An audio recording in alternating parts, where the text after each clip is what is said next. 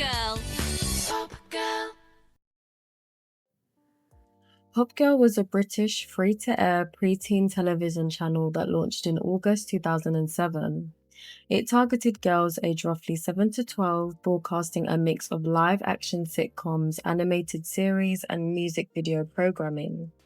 For many children in the UK, Pop Girl was more than just another channel. Pop Girl was a girly, fun, light-hearted channel that most of us girls growing up in the UK loved. And unlike Disney Channel or Nickelodeon, which required a paid Sky or Virgin subscription, Pop Girl was available for free.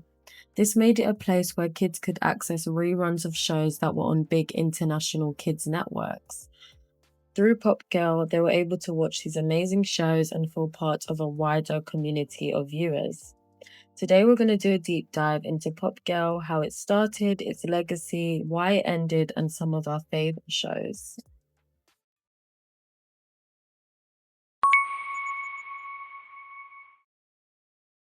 Pop Girl launched on the 6th of August 2007. Operated by CSC Media Group, which already ran channels such as Pop and Tiny Pop. These sister channels had focused on general children's entertainment and preschool programming. Pop Girl was created to fill a perceived gap, a channel specifically designed for girls approaching their teen years. And I know it was designed for preteens, but I feel like a lot of us were watching these shows when we were teenagers. And to be fair, I would even watch it now. Pop Girl is proud to be the only channel in the UK television market dedicated exclusively to girls. Anyone can join our club, but it's made especially for girls aged 6 to 10. Initially, Pop Girl shared its channel space with Anime Central, broadcasting during the daytime hours while Anime Central took over overnight. And over time, Pop Girl expanded its broadcast hours as its audience grew. The channel's branding leaned heavily into pastel colors, pinks, and glittery graphics. They had bold fonts, lipstick-style logos, and upbeat songs and jingles. The visual design clearly targeted a young, predominantly female audience. What made Pop Girl unique was its eclectic programming strategy. Instead of relying exclusively on one type of show, it curated a mixture of imported teen sitcoms, Australian dramas, magical girl animations, and music video blocks. This balance allowed it to compete with other shows like Disney and Nickelodeon. The lineup included American sitcoms like Sabrina the Teenage Witch and Zoe 101 and Lizzie McGuire, Even Stevens, Canadian family sitcoms like Life of Derek, and animated imports like Totally Spies, Winx Club, Mew Mew Power, 16. It also had Australian live-action shows like The Saddle Club, H2O, Just Add Water, and The Sleepover Club. Pop Girl also carried music-based blocks, branded as Pop Party, which aired chart music videos tailored to its young female audience. One of the channel's most popular shows was 16. It was also one of my personal faves.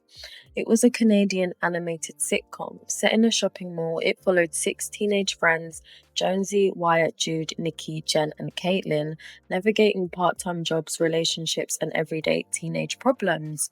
For Pop Girl viewers, it stood out because it dealt with older themes, part-time work, dating, and identity, while still being okay for preteens to watch too.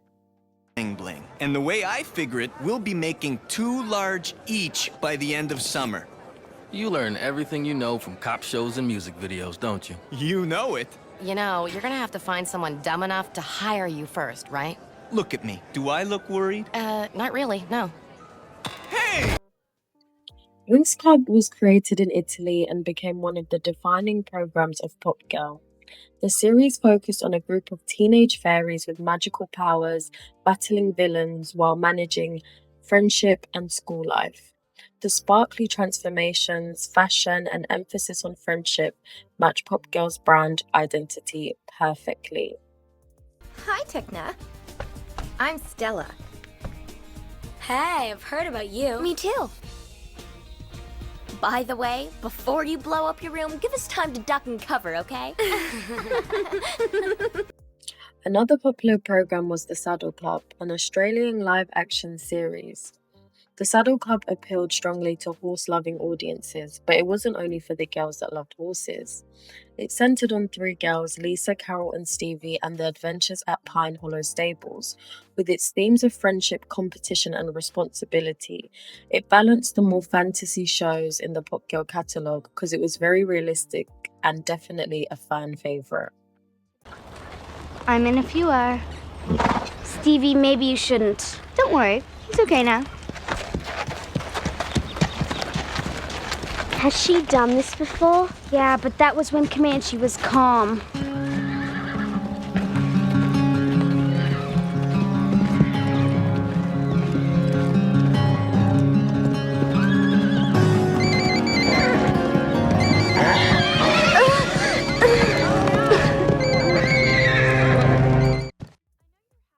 Life of Derek was a Canadian live-action sitcom revolved around the chaos of a blended family. When Casey's mum marries Derek's dad, the two strong-willed teenagers clash as step-siblings under the same roof. Its humor, sibling rivalry, and heartwarming family moments was another show that was a refreshing contrast to Pop Girl's more fantasy-driven shows, and it also had a really catchy theme song. There's no room in our room. Oh, sure there is. No, there isn't. You should really get rid of some of your junk. Get out. Is that really any way to treat your new brother? Mew Mew Power was a Japanese magical girl anime. This brought an anime flavor to the channel. The story followed Zoe and her friends who gained animal-inspired powers to protect the Earth from alien threats. With its colourful transformations, romance plot, and environmental themes, it complemented Winx Club while offering a distinctly Japanese take on the magical girl genre, and it was also a fan favourite. Here, I want to show you something. We're almost there, don't worry. That's okay, I'm not worried. Okay, maybe I am a little worried. I mean, where are we going? Wait a minute. You don't think maybe he's gonna try and kiss me? Oh no, I'm nervous.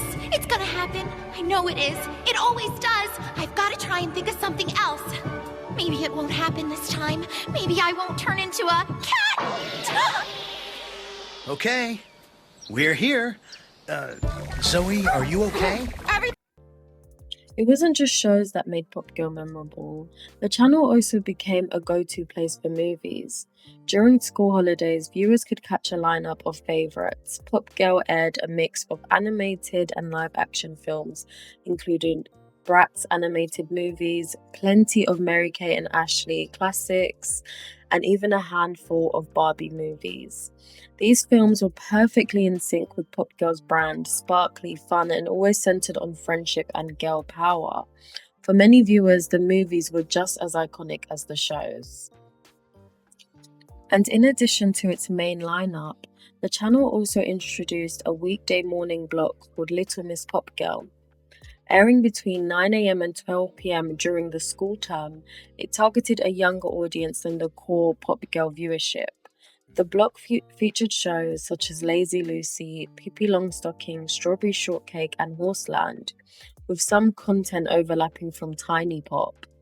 This programming shift allowed Pop Girl to reach both pre-teens and younger children, offering lighter, more whimsical cartoons rather than just the teen-focused dramas and animations that defined the rest of the schedule. That girl's so sweet, just like her name. Strawberry shortcake. One of the most important aspects of Pop Girl was its accessibility. At the time, some children in the UK didn't have pay TV subscriptions, and channels like Disney Channel or Nickelodeon were unavailable to them. Pop Girl being free to air provided those viewers with a way to see shows of a similar caliber. It gave them access to American shows like Zoe 101, Lizzie McGuire, and Sabrina the Teenage Witch without needing to pay for premium packages. This positioning as the inclusive alternative made Pop Girl so important for a whole generation, and I think that's why a lot of us have so many fond memories of it, because we all had access to it. In 2014, CSC Media Group was acquired by Sony Pictures Television. This marked the beginning of structural changes across the CSC portfolio. With overlapping audience between Pop Girl Pop and Tiny Pop, Sony eventually streamlined Pop and its sister channels. And on the 1st of October 2015 at 6 a.m., Pop Girl ceased broadcasting. Its slot was immediately replaced by Kicks Plus One, a time shift version of CFC's Boy Focus channel. Some of Pop Girl's programming moved to Pop, but the dedicated girl focus channel had completely disappeared. And it's so crazy because they replaced a girl channel with a boy channel, which really doesn't make sense to me, but I feel so sorry for the girls that are growing up without it. The closure of Pop Girl was part of a broader trend in children's television. By the mid-2010s, on-demand streaming was rising rapidly, and the economics of running multiple niche linear channels had weakened. Maintaining separate girl and boy branded networks became less practical and just didn't make sense anymore.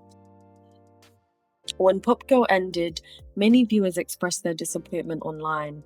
Fan communities emerged and tried to preserve its memory as a unique cultural artifact.